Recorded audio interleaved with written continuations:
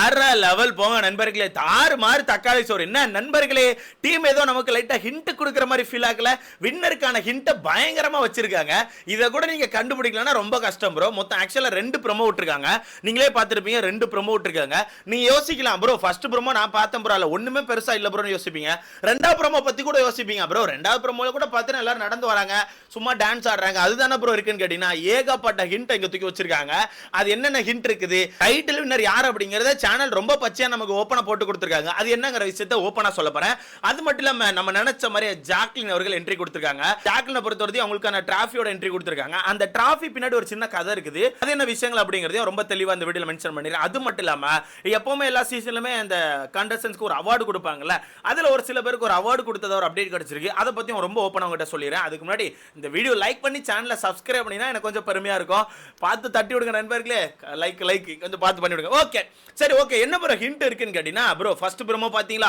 முதல் ப்ரோமோல சேதன் என்ட்ரி கொடுத்தாங்களா? சேதன் வந்து அவங்களோட ஜீவகன் எடுத்துட்டு கிரிக்கெட் வந்தாப்லையா? அதுல என்ன ப்ரோ ஹிண்ட் இருக்குன்னு கேட்டீங்கன்னா, இருங்க அங்க ஒரு ஹிண்ட் இல்ல. ஆனா அண்ணன் அப்படியே என்ட்ரி கொடுத்து அப்படியே ஒரு ரூம்க்குள்ள வர மாதிரி காட்டுறாங்க. அங்க வந்து ஒரு 8 அப்படிங்கிற ஒரு நம்பரை வந்து ஹைட் பண்ணி வச்சிருக்காங்க. அதுக்கான துணியை வந்து எடுத்து விடுறாங்க. எடுத்து விட்டுட்டு இந்த பக்கம் பார்த்தா ஒரு பொட்டி இருக்குது. அந்த பொட்டிகள் என்ன இருக்கு தெரியுமா? என்ன இருக்குது? பணமா? பணம் இல்ல ஐயா, அங்கதான் டிராஃபி இருக்குது. ஓகேவா? இந்த சீசனுக்கான டிராஃபி இருக்குது. ஆக்சுவலா இந்த சீசனுக்கான டிராஃபியை பத்தி சின்னதா ஒரு அப்டேட் கொடுத்திருக்காங்க. சீசன் 5 இருக்குல்ல, அதான் நம்ம ராஜு சீசன்ல கொடுத்த மாதிரி ஒரு பெரிய டிராஃபி தான் கொடுக்க போறான்னு சொல்றாங்க. நம்ம நீட்டமா இருக்க மாதிரி மேல வந்து லோகோ இருக்க மாதிரி ஒரு டிராஃபின்னு சொல்லி சொல்றாங்க. இருந்தாலும் அதை நம்ம வெயிட் பண்ணி தான் பார்க்கணும். இங்க எங்க ஹிண்ட் இருக்குன்னா, பின்னாடி ராஜுக்கான போட்டோ பார்த்திருப்பீங்களா? ராஜு என்ன கலர் ட்ரெஸ் போட்டிருந்தாங்க? பிளாக் கலர் ட்ரெஸ் போட்டிருந்தாங்க. கரெக்டா நண்பர்களே. ராஜு வந்து பிளாக் கலர் ட்ரெஸ் போட்டு தனக்கான கப்பை தூக்கி இருக்க மாதிரி ஒரு ஃப்ரேம் வச்சிருந்திருப்பாங்க. ராஜு சீசனை பொறுத்தவரை யார் 2 பேர் ஃபினாலே ஸ்டேஜ்ல இருந்திருப்பாங்க? ராஜு, பிரியங்கா. சரியா? இங்க ஒரு விஷயம் இருக்கா? அதே மாதிரி இப்ப 2வது ப்ரோமோல கவனிச்சீங்கன்னா, 2வது ப்ரோமோ பொறுத்தவரை பழைய போட்டியாளர்கள்லாம் வராங்க. ஒவ்வொருத்தர் வந்து டான்ஸ் ஆடி என்ட்ரி கொடுக்குறாங்க.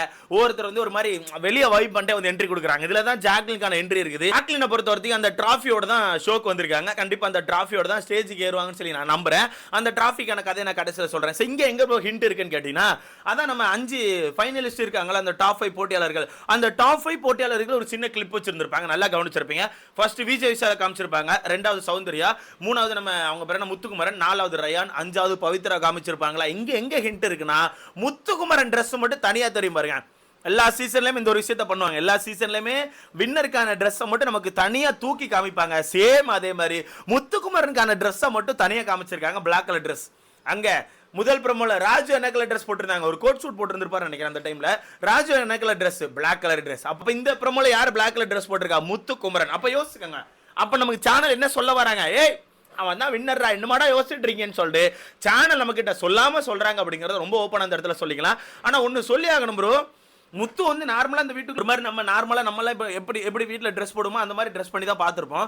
சடனா அந்த பிளாக் ட்ரெஸ்ல பார்த்தா ஆள் மஸ்ஸா இருக்காப்ல ப்ரோ. அதுவும் சைட் போஸ் ஒன்று கொடுத்துருக்காப்ல, அந்த ஜாலை எல்லாம் காட்டிக்கிட்டு ஆள் சம்மன் இருக்காப்ல. இதுல வந்து இன்னொரு ஹிண்ட் இருக்குது. ஆக்சுவலா அந்த ஹிண்ட்டை நான் ஓப்பனா உடைக்க முடியுமான்னு கேட்டீங்கன்னா என்னால் உடைக்க முடியாது.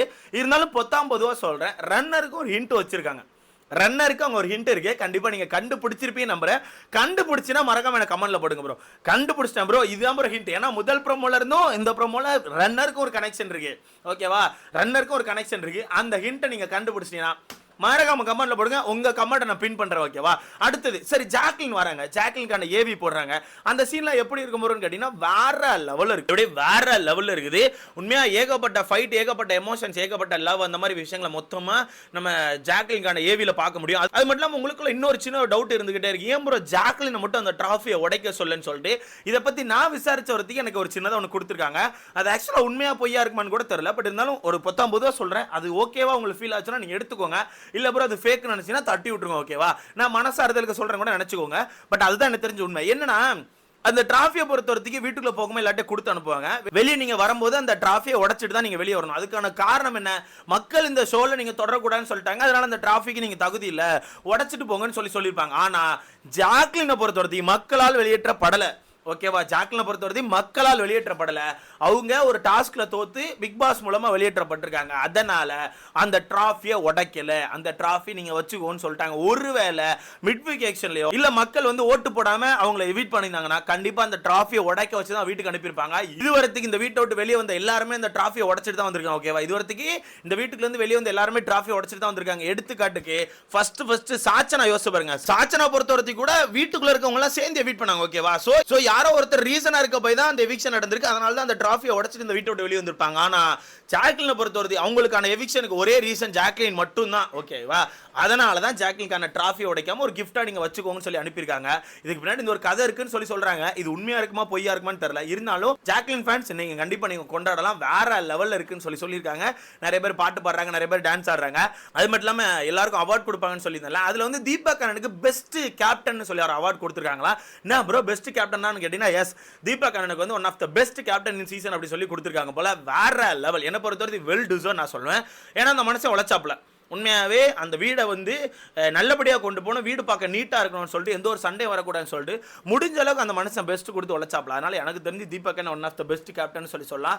அடுத்தது ஆனந்த் அவர்களுக்கு பெஸ்ட் ஸ்ட்ராட்டஜிக்கல் பிளேயர் அப்படின்னு மாதிரி கொடுத்துருக்காங்க போல. பெஸ்ட் ஸ்ட்ராட்டஜி பிளேயர் சொல்லி கொடுத்துருக்காங்க போல. என்ன ப்ரோன்னு கேட்டீங்கன்னா எஸ் ப்ரோ, ஆனந்த் அவர்களுக்கு பெஸ்ட் ஸ்ட்ராட்டஜி பிளேயர் சொல்லி தான் கொடுத்துருக்காங்க.